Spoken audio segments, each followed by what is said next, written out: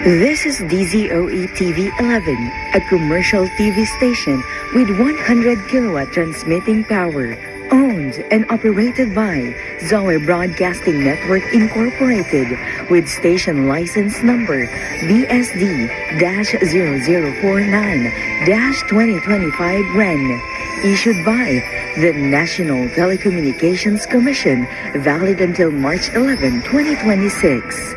Zoe TV 11 studios are located on the 22nd floor of Strata 2000 building, Emerald Avenue, Ortigas Center, Pasig City, with transmitter at Barangay San Roque, Antipolo City. Zoe TV 11 operates under the supervision of the following professional electronics engineers duly licensed by the Professional Regulation Commission. Engineer Antonio T. Soriano, PECE number 42.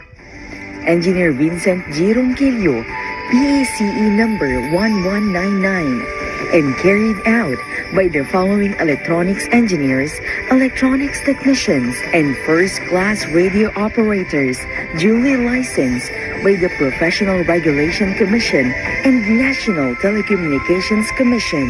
Engineer Rachel Ann S. Roque, ECE number 66327. Engineer Jed Ellison C. Zapanta, ECE number 62739.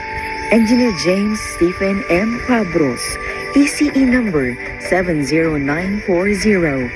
Engineer Abraham G. Aragon, ECE number 63291. Engineer Jimwell M. Callejo, ECE number 75471. Engineer Jack Michael B. Dalit, ECE number 68369.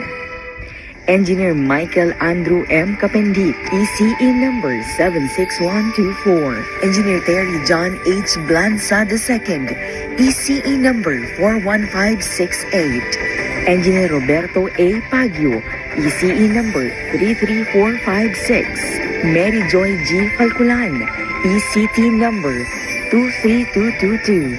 John Paul R. Ogsomer, ECT number 27635. Charlie F. Perez, 06-1PHN-23257. Peter N. Basaliote, 06-1PNCR-23273. Gerard Lawrence O. Sandagon, 06-1PV-23313. Nelson Jr. C. Suarez, 17-1PNCR-26853.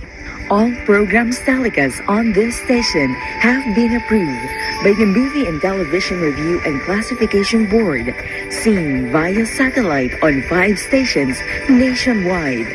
DTV20 Cebu City, DTV20 Guimaras, DTV20 Cagayan de Oro City, DTV20 Davao City, DTV32 Baguio City.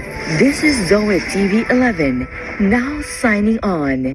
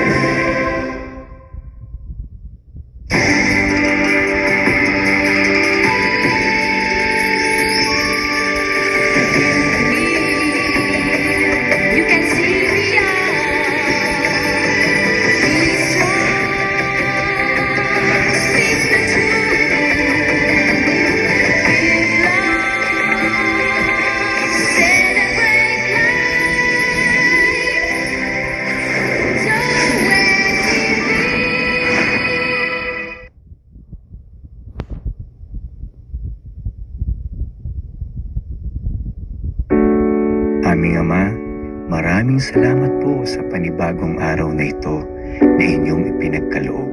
Salamat po sa bagong lakas, sigla at biyaya na patuloy ninyong ibinibigay. Kami nagpapakumbaba, inihahandog ang aming sarili at itinatalaga po sa iyo ang araw na ito. Dalangin po namin na kami maging daluyan ng buhay, paglilingkod, pagpapala at liwanag sa nakararami.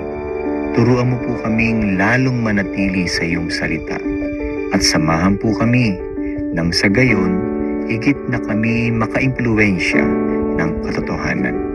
Kasihan mo po kami ng iyong Santong Espiritu upang lalo naming maisulong ang iyong kaharian at katwiran saan mang dako mo po kami dalhin. Punuin mo po kami muli ng pagmamahal sa iyo sa aming pagsunod.